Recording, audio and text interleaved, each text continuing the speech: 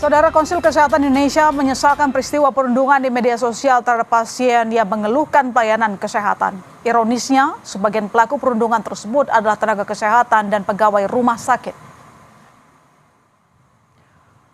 Konsil Kesehatan Indonesia berharap para tenaga kesehatan lebih bijak menggunakan media sosial dan menghindari pernyataan yang bisa melukai dan menyinggung pasien dari masyarakat.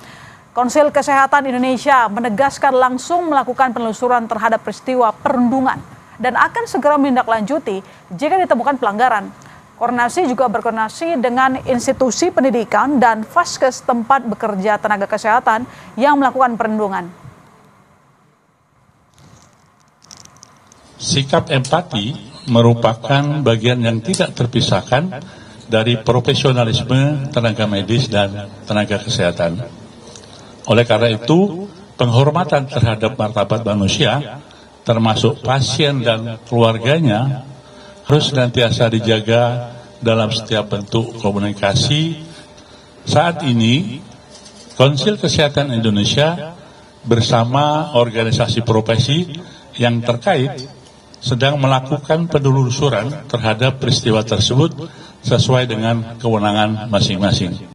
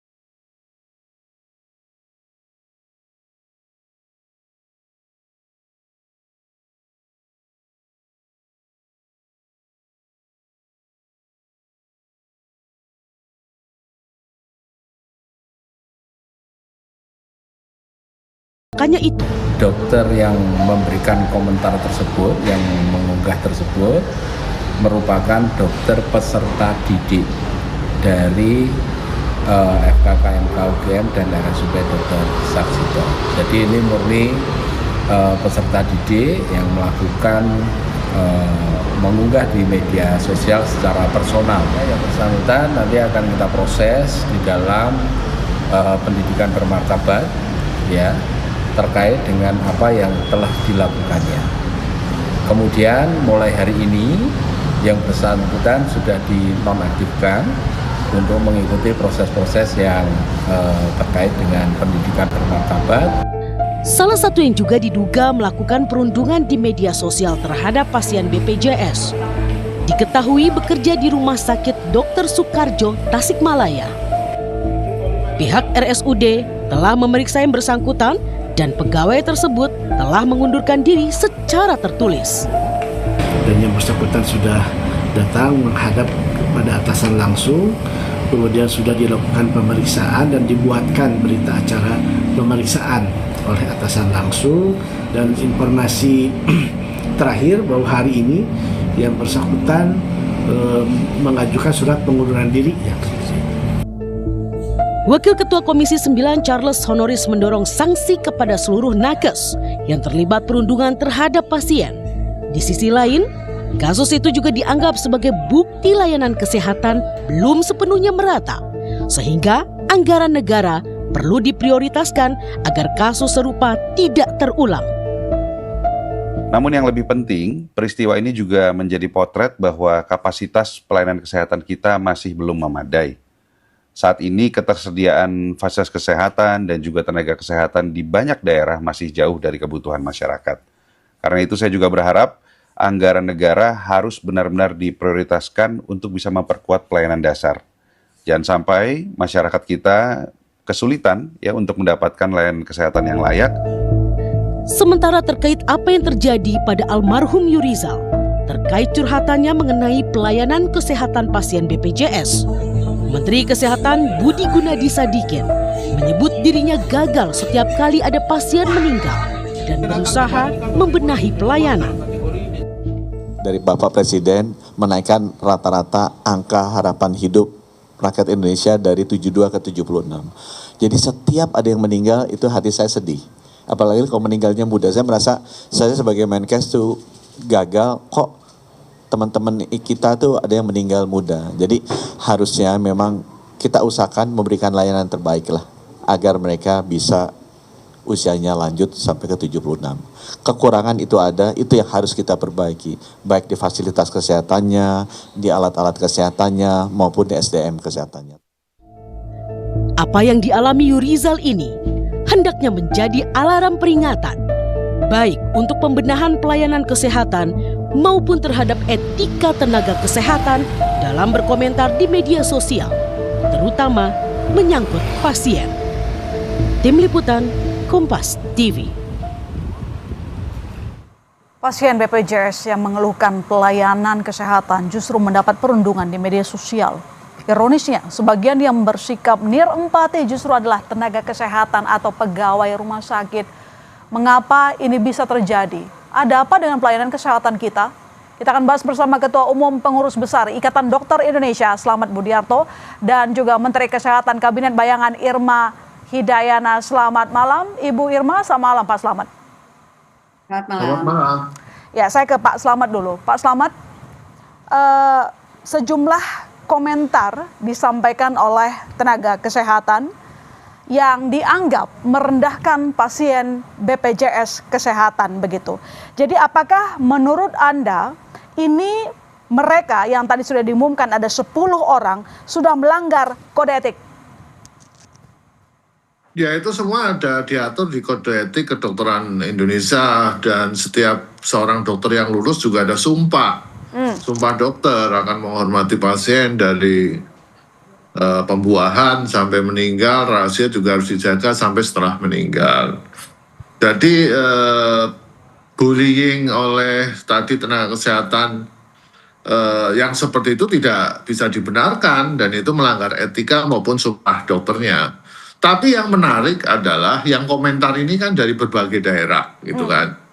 Saya tidak tahu itu rumah sakit mana yang melakukan penelantaran terhadap pasien BPJS. Itu saya tidak tahu apakah Kompas sudah tahu itu rumah sakitnya apa. Itu harus dibuka gitu loh. Kenapa harus dibuka? Jangan-jangan si tenaga kesehatan ini menganggap bahwa sudah biasa pasien BPJS menunggu sampai 8 jam bahkan 1 hari. Apakah seperti itu? Kita tidak tahu. Makanya kita harus di audit ya. Dan saya kira saya menduga ya, dokter dan tenaga kesehatan itu melanggar etika dan tidak diperbolehkan. Tapi ada fenomena lain yang harus dikaji. Apakah benar di berbagai daerah seperti itu? Nah, faktanya memang seperti itu. Pertanyaan lagi, apakah ada diskriminasi antara pasien BPJS dan non-BPJS? Nah, itu harus dilakukan audit. Makanya rumah sakit itu di mana? Saya tidak tahu juga. Tapi secara kode etik dan sumpah dokter itu jelas melanggar itu. Intinya, cara mereka merespon keluhan pasien salah ya? Ya, itu kan bukan pasiennya, itu iya, bukan. Maksud saya pasien, ini kan seorang pasien, masyarakat curhat di media sosial, Bapak. Lalu kemudian kan dia curhat, yang membalas adalah tenaga kesehatan. Artinya cara mereka membalas, cara mereka meresponsnya, itu yang salah ya? Oke. Bukan salah, tidak boleh. Harusnya tidak boleh sama sekali harusnya. Baik, sekarang saya ke konsen Anda tadi. Saya ke Bu Irma. Ibu Irma, Anda melihat ini cuma masalah perilaku individu tenaga kesehatan atau sebenarnya ini sudah masalah di sistem kesehatan? 8 jam tidak dapat ruangan, Bu Irma. Baik, terima kasih. Kalau menurut saya ini refleksi yang luar biasa ya. Kita berempati turut berduka cita atas peristiwa ini dan juga terhadap keluarga korban. Saya ingin menarik bahwa ini merupakan ada yang salah dengan sistem kita gitu ya. Perundungan jelas itu salah. Tadi Pak Dokter Slamet menyatakan bahwa tidak boleh gitu ya. Dan dokter itu sudah disumpah dan lain sebagainya. Mereka juga harus menjunjung tinggi etika profesi. Lalu kemudian kita cek lagi gitu ya soal pasien BPJS, harus diaudit lagi tadi bagaimana Fasyankes ya, tenaga kesehatan itu memberikan layanan terbaik, memenuhi hak atas kesehatan sebagai amanah dari konstitusi yang harus diselenggarakan dan dipenuhi oleh negara. Nah, sekarang kita lihat sistemnya sendiri. Jadi minta maaf itu satu hal, tapi nanti pasti akan ditelusuri ya, akan diinvestigasi, ditindak lebih lanjut oleh Konsil Kedokteran dan lain sebagainya. Tapi begini, rasanya kalau disalahkan hanya pada tenaga kesehatannya dan pelaku perundungannya saja, itu tidak fair kalau menurut saya. Negara ini, pemerintah itu wajib menjamin pemenuhan hak atas kesehatan melalui nakes-nakes ini, tenaga medis, tenaga kesehatan. Ini juga harus diperhatikan apakah kita sudah memiliki sistem perlindungan yang memadai, yang kuat terhadap tenaga kesehatan. Kita cek lagi. Apakah tidak ada burnout? Bagaimana durasi jam kerjanya? Tekanan di rumah sakit, di tempat kerja itu juga harus dipikirkan. Jadi rasanya ini menjadi alarm yang keras buat sistem kesehatan ya. Kementerian Kesehatan harus membenahi ini semua. Tidak fair kalau hanya disalahkan kepada tenaga kesehatan dan juga OP ya. Karena mereka sudah bekerja keras, tapi soal perundungan jelas itu salah dan kita sudah tahu Konsil Kedokteran Indonesia akan menindak itu. Tapi pertanyaan besarnya kita harus mempertanyakan sistemnya itu apakah sudah melindungi nakes dan melindungi pasien. Apakah sistem kesehatan kita benar-benar tidak mendiskriminasi pasien. Nah itu harus kita selidiki lagi tuh Mbak. Ya coba saya ke Pak Slamet. Apakah memang Anda melihat perlindungan terhadap nakes ini memang kurang? Sekarang ada nakes yang mengomentari di media sosial dengan bahasa yang mungkin dianggap menyakiti pasien. Nah, apakah benar mereka burnout? Kebanyakan handle sesuatu gitu? Ya itu yang harus ditelusuri. Mengapa mereka, nomor satu dia salah, itu dulu ya. Ya. Terus kita telusuri mengapa dia ngomong seperti itu. Apakah di rumah sakit mereka yang bertugas juga seperti itu? Kalau memang sama, ini ada masalah di pelayanan kesehatan. Kedokteran itu tidak boleh melakukan diskriminasi gitu loh. Apakah yang membuat diskriminasi karena sistem misalnya pembiayaan BPJS yang sangat minim, sangat kecil, sehingga membuat pelayanan terhadap pasien BPJS menjadi diskriminasi. Kalau saya nilai faktanya bagaimana, saya yakin Mbak yang nanya saya juga tahu kalau menggunakan BPJS di rumah sakit ada diskriminasi atau tidak. Ini tugas pemerintah gitu loh. Untuk melakukan pembiayaan, tidak boleh efisiensi di bidang kesehatan itu tidak boleh.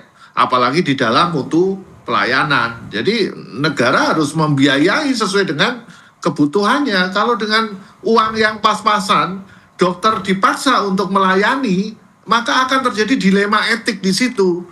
Harusnya dia optimal, tapi karena pembiayaannya kurang, contoh ada beberapa hal yang sering masuk media, belum sembuh, sudah dipulangkan, kemudian obatnya dibatasi, tindakan medis dibatasi.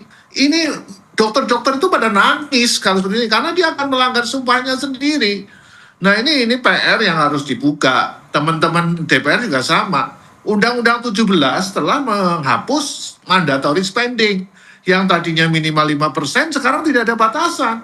Bisa 2%, bisa 3%. Ini kan sistem yang harus diperbaiki.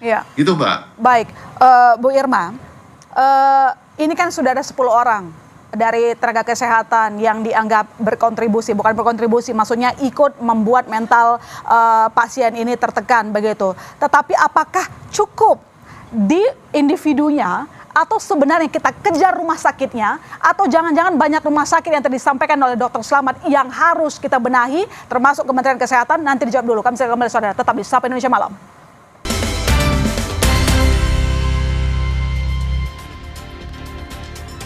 Kita lanjutkan dialog kita. Ibu Irma, keluhan utama pasien itu kan awalnya karena susah dapat ruang rawat gitu ya, 8 jam. Nah, ini kan artinya kapasitas rumah sakit tidak cukup. Nah, harusnya bagaimana rumah sakit merespons, atau mungkin ini menjadi salah satu teguran ada masalah yang sangat besar. Jangan-jangan nggak cuma 1-2 rumah sakit. Baik, saya ingin mengulangi ya dari pertanyaan Mbak May Sister. Tadi kan ini masalah individu nakesnya atau masalah rumah sakit atau banyak rumah sakit. Ya, sistem. Ya, sistem. Jadi saya cenderung mengarah ke sistem karena ini bukan pertama kali ya untuk perlindungan dan lain sebagainya, ini bukan pertama kali. Nah, seperti yang tadi disampaikan oleh Dr. Slamet, bahwa sebenarnya yang harus dilakukan ini refleksi evaluasi perombakan besar-besaran karena terus terang pasca Undang-Undang Omnibus Law Kesehatan ya 17 tahun 2023 ini kan tadi disampaikan mandatory spending untuk sektor kesehatan itu dihapus, tidak ada. Artinya apa konsekuensinya? Berpengaruh pada kualitas layanan kesehatan, sumber daya manusia, alat kesehatannya, dan semua yang mendukung. Bahkan beberapa rumah sakit, terutama rumah sakit vertikal ya, mereka juga ditarget untuk memberikan revenue. Nah ini kan masalahnya cukup pelik. Sistemnya yang tidak mendukung upaya yang tadi baru saja disampaikan oleh Pak Menteri Kesehatan Budi Gunadi Sadikin, mereka katanya mau meningkatkan angka harapan hidup, tetapi usia muda meninggal. Beliau menyatakan dirinya gagal. Kalau gagal mundur saja misalnya ya, atau evaluasi. Kalau urusan meninggal lebih muda, kemudian kegagalan sistem yang menyebabkan perundungan, apalagi pasien terlantar kemudian sampai meninggal, artinya ada yang salah dalam memberikan hak atas kesehatan dan juga hak atas layanan kesehatan melalui fasilitas kesehatan. Satu lagi contohnya misalnya tolong jangan dilokalisasi ini adalah masalah individu nakes, jangan melulu disalahkan nakes, itu salah dan sudah diakui oleh konsil kedokteran sekalipun. Dan kemudian yang harus ditelusuri adalah sistemnya ini, karena ini hanya satu masalah di antara ribuan masalah lainnya pasca disahkannya Undang-Undang Kesehatan 17 2023 sehingga tidak ada penguatan perlindungan yang sepenuhnya terhadap tenaga kesehatan, terhadap kualitas layanan kesehatan yang diberikan oleh tenaga kesehatan sebagai perpanjangan tangan negara dalam memenuhi hak atas kesehatan sesuai dengan amanah konstitusi pasal 34 ayat 3. Jadi perombakan besar-besar yang tadi Anda maksud, apa boleh lebih to the point, Bu Irma? Saya kira satu hal kalau to the point, ini undang-undangnya harus diamandemen. Jadi mandatory spending ini harus dikembalikan pemerintah 5%, kemudian 10% pemerintah daerah. Jangan disentralisasi di pemerintah pusat seperti apa yang terjadi sekarang. Rasanya itu dan harus mendengarkan rumah sakit daerah, kemudian organisasi profesi, konsil kedokteran, kolegium, itu harus didengarkan semuanya. Karena mereka itu yang secara langsung akan terlibat memberikan layanan kesehatan terhadap seluruh warga negara Indonesia. Oke, baik, saya ke Pak Slamet. Pak Slamet, kalau kita lihat di sisi lain, sebenarnya kan juga banyak curhatan dokter begitu ya, yang mungkin mengeluhkan beban kerja. Tadi juga kita mendengar bagaimana Menteri Kesehatan bilang ada yang kecapean gitu ya Pak.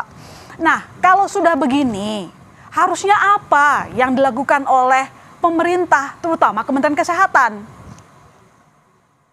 Yang harus dilakukan oleh Kementerian Kesehatan, karena pembuat regulasi kan ada di Kementerian Kesehatan. Ya.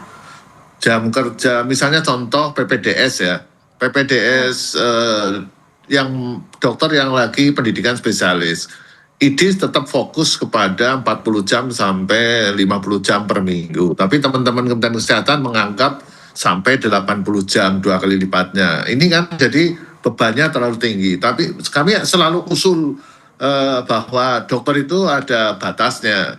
Dan yang lucu memang di Indonesia itu seorang dokter berbeda dengan di luar negeri. Kalau di luar negeri itu dokter tidak boleh mikir uang, tidak boleh mikir gaji, karena itu sudah dipenuhi oleh pemerintah atau oleh fasilitas kesehatan. Mereka hanya fokus untuk memeriksa pasien, menyelamatkan pasien, menyembuhkan pasien. Sedangkan di Indonesia seorang dokter dibayar sesuai dengan jumlah pasien, sesuai banyak tidaknya pasien. Itu lucu gitu loh. Ya. Nah itu sistem ini yang harus dirubah. Tetapi Mbak, sebuah pelayanan kesehatan yang baik dipengaruhi oleh dua faktor, yaitu sistem yang baik, yang kedua pembiayaan yang baik. Bagaimana mungkin membuat sistem yang baik dengan pembiayaan yang sangat minimal, apalagi mandatory spending yang tadinya 5% pemerintah pusat, 10% pemerintah daerah, itu dihilangkan dengan Undang-Undang 17. Dan saya kira saya setuju untuk dilakukan amandemen, untuk dirubah lagi. Kalau perlu naik, PBB itu mensyaratkan minimal 15% dari APBN. Saya kira sistem dibuat yang terbaik jika pembiayaannya akan baik. Dan saya mewakili 220.000 anggota ini, kami miris. Kami dipaksa melakukan pelayanan kesehatan dengan pembiayaan yang sangat minimal gitu loh. Dengan waktu yang panjang gitu loh. Nah ini menurut kami harus segera dirubah, duduk bersama stakeholder tadi yang diusulkan Bu Irma, itu sangat bagus sekali. Ya, artinya Anda juga setuju jangan sampai kasus ini cuma dilokalisasi sehingga berhenti di masalah individu. Padahal ini ada sistem yang harus segera kita perbaiki. Terima kasih Dr. Slamet. Terima kasih Ibu Rima telah bergabung di Sapa Indonesia Malam. Sehat-sehat selalu ya. Saudara